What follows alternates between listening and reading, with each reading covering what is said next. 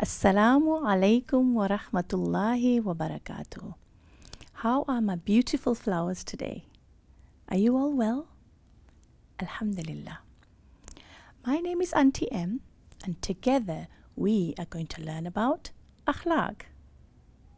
Now before we carry on, let's do our little checklist. Do you have your listening ears on? MashaAllah. Do you have your computer brain switched on? MashaAllah. And yes, do you have your beautiful smiles on? Subhanallah. Let's begin. In today's akhlaq, we are going to talk about visiting the sick or people who are poorly.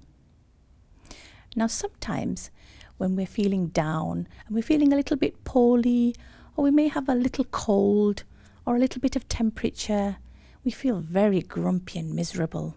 We feel a bit sorry for ourselves and we need cheering up. Well, that's the way everyone feels when they're poorly or sick. Now, when you have somebody at home that's poorly, you can do things for them. For example, you can take things to them, or you can bring things out of their room. You can maybe read their favorite book, or tell them about your day. And if it's somebody younger, you can tell them about your day at school and how everybody misses them at school. And if it's somebody older, then you can just tell them about your day at school. And you might want to read their favorite book to them. If somebody is asleep, you might just want to sit and read dua, make dua. You might want to ask them how they feel. Alhamdulillah, that's a good one. Now there are many, many du'as that we can make for people who are sick or poorly. But the one du'a that is really, really good, mashallah, to do, and it's very easy to learn, is this one. La ba'sa tahurun insha'Allah. La ba'sa tahurun insha'Allah. And I'll do that once more. La ba'sa tahurun insha'Allah. Now this means no need to worry. It is a purifier of sins, Allah willing. And this means, if you're going to look at it really, really deeply, it means that a purifier of your sins, meaning this illness. So when you say La ba'sa tahurun insha'Allah, no need to worry, this, meaning this illness, is a purifier of sins, insha'Allah. Yeah? So you can make that dua when you visit somebody who's poorly, or even if it's a family member. If it's somebody that's a friend and you go with your parents to visit them, you can make this dua when you're sat next to them, insha'Allah. Now today's story is about a granddad who's sick, and it's about the grandchildren who go to visit the granddad. And this story is called Our Granddad. Bismillahir Rahmanir Rahim. Hafsa was waiting impatiently at the corner for her brother Hassan. She'd left school over 20 minutes ago, and it was unusual for Hassan to be so late, since he was responsible for her because she was the youngest. And especially since the family were travelling to Devon straight after school. Hafsa's grandfather lived in Devon. He'd been poorly lately, and their father had decided that they should travel to Devon so that they could take care of him during his illness. She remembered her father telling her that the blessed Prophet sallallahu alaihi wasallam had said, "Every time a Muslim goes to visit an ill person, he continues to pick the fruits of Jannah, paradise, until he returns." MashaAllah. She couldn't wait to go, and now Hassan was delaying them. "Boo!" screeched Hassan from behind. Hafsa was startled. "Hey, you, don't do that again. I was just..." "Sorry, I was just got in a bit of a tangle with Mr. Khalid. We're going soon, aren't we?" he asked apologetically. Yeah, I've been waiting ages. What happened? Asked his sister. Never mind, no big deal. Anyway, better make tracks. Mum will be wondering. Yeah, race you home, teased Hafsa cheerfully. Hey, I wasn't ready. That's not fair. Come back, shouted Hassan, but it was too late. Hafsa was already at the bottom of the street. She's fast for an 8-year-old, he thought. He was only 3 years older, but he was like a daddy when their real daddy wasn't around. I guess she's teaching me a lesson for keeping her waiting, he thought, laughing. And although he was exhausted, he ran ahead too, impatient to start their journey. But he knew it wouldn't be much fun this time. Grandad being ill meant they would miss out on the adventures that he usually took them on, and that always made their trip to Devon that extra bit special. Oh, he moaned to himself disappointedly. The journey to Devon was a very quiet one. Everybody in the car was deep in thought. Usually this journey was full of excitement, but today there was none of that. Dad had phoned Grandad just before setting off, as he usually did, but he was too ill to speak.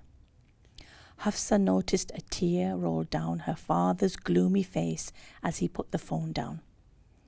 Dad had never cried before. Well, at least never in front of her.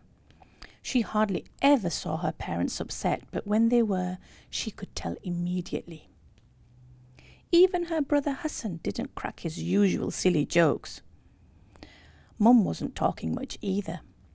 And that was really unusual because Mum always told them interesting stories on their journeys to pass time. Oh, she thought, why do people have to get ill? Why do people have to get old and become so ill?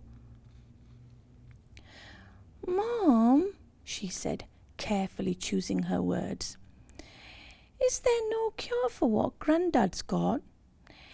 Is his medicine not working? The reply was better than Hafsa had expected. Sometimes, sweetie, even medicine doesn't work. Allah is the healer. Just have sabr, honey. And remember to make dua. That is more powerful than any other medicine. Besides, maybe there's something good in it for him, her mother said gently. Hafsa thought about that. Sabr meant patience. She had to be patient and make dua. Grandad had told her during her last visit that sabr and dua were the key to success. She didn't quite understand how that worked though, nor how could there be any good in being poorly. Grandad had been ill for a long time now, and she had been really, really patient, and she had made dua. Why wasn't it working? She'd have to ask Grandad. He'd have the answer. She looked over at her brother. He was fast asleep. She glanced over at her father, who seemed to be even more gloomier than ever. She felt really sorry for him. The journey must be a real drag, she thought. How long to go? Moaned Hafsa. No one answered.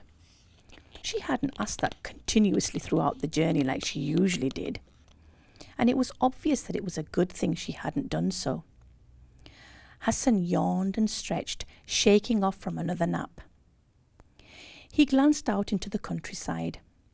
The darkness outside sent a chill down his spine. It was already 11:30 p.m. He recognized the road that they were travelling along. Grandad's house wasn't far away. Just then, he pictured his grandfather lying poorly in bed and his granny nursing him with tender, loving care. He sank deeper into his seat. He was glad that it was dark. It concealed his tear-swelled eyes. He didn't want anyone to know he was crying, especially Hafsa. He wished that people didn't have to grow old.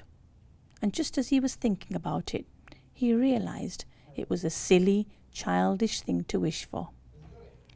Everybody had to get old. Everybody would die someday. Grandad had been ill before, many times in fact. That was something they'd had got used to. But he'd never been this ill. And now with the darkness outside, Hassan felt even more afraid. Endless tears rolled down his cheeks. He'd been so patient. He'd made so much dua. Why wasn't it working? And now he remembered what his mother said to Hafsa, that maybe there was something good in his illness. How could that be? How could there possibly be any good about being ill? He knew Mum was just saying that to make Hafsa feel better. But he was older. He understood that sometimes grown-ups could not tell children the whole story because they would get upset. Now he was totally convinced that Grandad was very ill. Grandad must be dying, he thought again, the salty tears stinging his burning cheeks. How long to go? Moaned Hafsa again, interrupting Hassan's thought. Oh, stop moaning. We're almost there. Thank Allah for the safe journey, said their mother. Oh, Alhamdulillah. You didn't tell me, Hassan, cried Hafsa. I was asleep, replied Hassan, tired of his sister's pathetic griping. He closed his eyes again. There was his granddad's face, pale and withdrawn. What good can there be in his illness? He thought it over again as his feelings overwhelmed him. He wiped all signs of tears from his face as they turned into his grandparents' driveway. At last, their dreaded journey was over. It was almost midnight, and apart from their grandmother's warm welcome, the house was cold and silent. Usually, Grandad would have been waiting at the gates of the huge old country house. Grandma told him that he was asleep. It was best not to wake him. She promised both Hassan and Hafsa that they could see him tomorrow. After a quick drink, Hassan retreated to his bedroom and dumped his bags on the floor in an untidy heap of a mess. Phew. He suddenly remembered that each time they'd come to Grandad's, he'd make sure that they'd learn an important Islamic lesson. In this way, Grandad had taught them so many new things about Islam. They were wonderful lessons, something he would never forget. But he wondered whether this time it would be the same. After all, Grandad was bedridden and poorly. Everything seemed to be going wrong. Now he would have to wait until tomorrow before he could see him again. With moonlight streaming through the windows, Hassan sat on his bed and held the pillow tightly against his ears, trying hard to shut out the familiar night sounds. He felt as though the whole world was falling in on him. He swallowed hard, struggling to fight back the tears. He went over the day's events in his mind. They were not allowed to see Grandad, probably because he was very ill. Then there was Dad, who did not speak a word throughout the whole journey, and Mum, who tried to make Hafsa feel better. He breathed deeply. He could feel the adults around him silently suffering with their own thoughts. His eyes started to swell up and he wept bitterly. He didn't want to lose his grandfather. He loved him dearly. All those things he had taught them, those wonderful lessons, those exciting adventures, his warm and tender love, his immeasurable care. No one could replace Grandad, he thought. No one. He just couldn't understand. Darkness descended upon the room as a cloud cloaked the moon. Hassan felt terribly alone and scared. The night felt long. He couldn't wait for tomorrow. It was not until late evening the following day that Hassan got the chance to see his Grandad.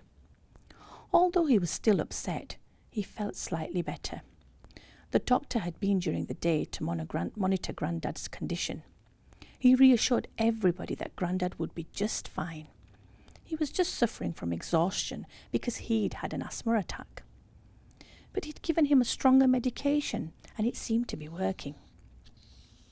Hassan remembered what the doctor had said to him.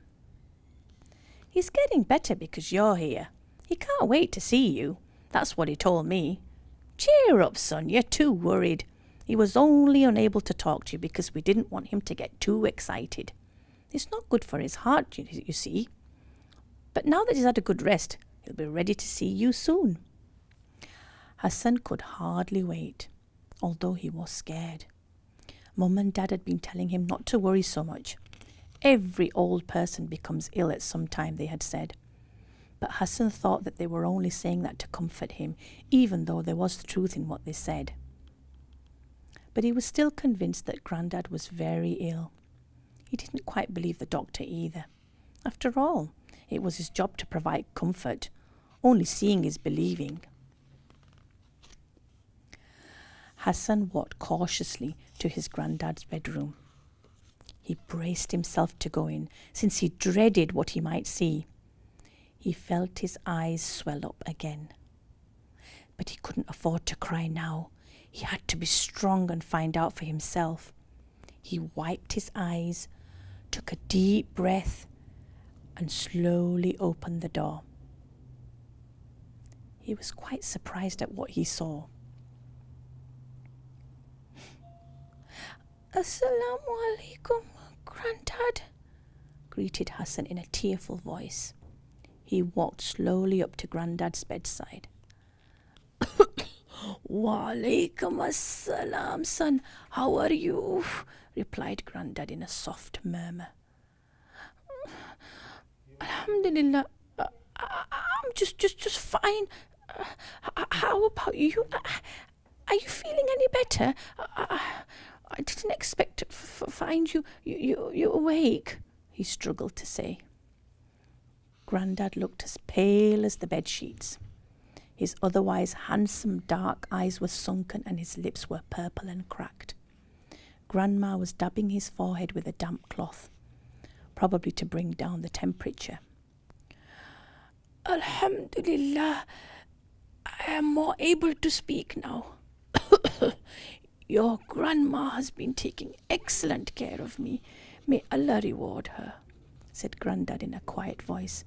And just then, Hassan felt the heavy weight that had been on his shoulders lift a little. But there was still a lot that needed explaining. He couldn't believe that Grandad was actually talking. He had not expected to see Grandad awake. Grandma smiled at Grandad's compliment. "Hafsa has been really worried. She asked Grandad why people got so ill and why patience and dua had been not working," said Grandma. "Uh-oh," thought Hassan. So she had been thinking the same thing too. But what a brainless thing to ask an ill person. Although Grandad was clearly tired, his sister was up to her usual annoying habits. But despite her foolishness, Hassan was privately glad that this had come up. He couldn't bear another night of torture. He couldn't wait for Grandad's reply. "Is this going to be the lesson?" thought Hassan eagerly. "Alhamdulillah, I know that you have been waiting very patiently to come and see me, and you were probably very disappointed when you couldn't come to see me last night. But I was really very tired, and I heard that you've been making dua for me too. May Allah reward you. But I see that you've been very worried," he said, looking up at Hassan. Hassan could see a soft smile behind his dry lips. "Perhaps you've been thinking that your patience and dua have not been working. But you know, sometimes Allah puts good in things in which we think are bad. There's even good in illness," he said wisely. Hassan was comforted by Grandad's words. He felt more of the heavy weight lift from his shoulders, making his breathing more relaxed. "Do you know what the blessed Prophet said?" asked Grandad. "He said, no Muslim is afflicted with an ordeal, be it an illness or something else, without Allah thereby causing his sins to drop away, just as a tree sheds its leaves. Subhanallah, really? Cried Hafsa. The way a tree sheds its leaves, like in autumn. Wow! Exclaimed Hassan, almost speechless. I always thought it was a bad thing to be ill. And again he felt the weight on his shoulders lift further. Maybe that was the good in Grandad being so ill, said his mother wisely, giving Hassan a quick wink. Allah knows that sometimes people don't ask his forgiveness because they are being lazy, or maybe because they have lost hope in Allah's mercy. So Allah gives them illness as a chance to purify themselves, continued Grandad. Subhanallah, said Hassan. Allah is so kind. He couldn't believe it. The answer had come sooner than he had expected. He was almost dizzy with happiness. All this time he had been fretting, feeling as though his world was coming to an end, yet there had been no reason to worry. Granted, and I was here thinking what could possibly be good about being ill, said Hassan sheepishly. Everyone laughed. Mum looked at Hassan affectionately, understanding his earlier confusion. Subhanallah, look at the blessings of Allah, whispered the father. You mustn't worry too much now, children, but do continue making dua. Allah listens to those who call upon him, added Grandma warmly. Yes, Hassan, and you should have known better. I always told you that you should never fret at things which are beyond your control. Illness and health, poverty and wealth, all lie in the hands of Allah, reminded his father. Look, you've been very worried, thinking that you'd probably never see Grandad again. Yet see what good Allah has put in his illness all along, inshaAllah, concluded his father. Hassan felt guilty. He had lost hope in Allah's mercy, but Allah was still kind to him. Grandad was already feeling slightly better. Hafsa, on the other hand, felt happy. Now she knew that, inshaAllah, her patience and dua had worked. Now then, don't worry. It's late and you must be very tired. Go along, off to bed. I'm also quite exhausted myself. Make dua for me. Remember what I have just told you. Just imagine a person full of sins like the countless leaves on a tree. Then the person becomes ill and all those sins fall off, just like that tree with all those leaves. So, although I look ill from the outside, I am, inshaAllah, being purified of my sins from the inside, said Grandad wisely. Now I don't think I'll mind being ill, said Hassan, happy that he had learnt a good lesson. Well, at least I'll know that while Umar, Bilal and Muhammad are playing on the street and I'm in bed ill, my sins are being wiped away. Insha'Allah, Hassan, smiled Grandad. Insha'Allah, said Hassan and Hafsa together. Now Hassan was relaxed, his problems sorted. Grandad was better. Hafsa's questions were answered.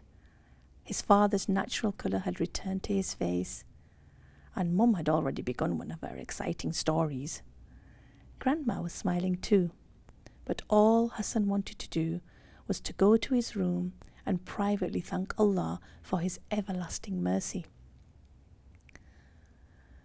Jazakallah khair, said Hassan as he bent down to kiss his granddad's forehead.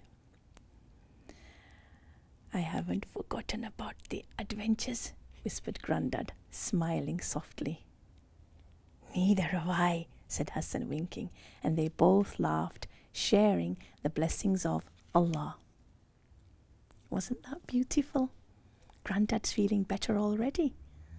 And I'm sure that when he saw Hassan and Hafsa, he felt a lot better. Now, can you remember the dua that we were talking about at the beginning? Let's read it together. La ba'sa tahurun insha'Allah. Let's do that again. La ba'sa tahurun insha'Allah. And one more time. La ba'sa tahurun insha'Allah. MashaAllah. Can you remember what it means? It means no need to worry. It is a purifier of sins, insha'Allah. Now, can you remember the 3 important words that we've learnt today? Insha'Allah, and this means Allah willing. Dua, which means prayer. And sabr, which means patience. Let's repeat those. Repeat, insha'Allah, insha'Allah, insha'Allah, insha'Allah. Repeat, dua, dua, dua, dua. And lastly, let's repeat sabr, sabr, sabr, sabr. MashaAllah. Now, it's nearly time for us to go, but let's do a little bedtime checklist. Can you remember some of the things that we need to do before we go to bed? Yes, brush our teeth for those sparkly smiles. Drinking our milk to make our bodies healthy and our bones strong. To ask forgiveness from our families for anything that we may have done knowingly or unknowingly. Dua before we sleep. Can you remember the dua? Let's do it together. Allahumma bismika amutu wa ahya. Until next time, insha'Allah. Assalamu alaikum wa rahmatullah. Sing, sing, sing, sing, sing along to the phone.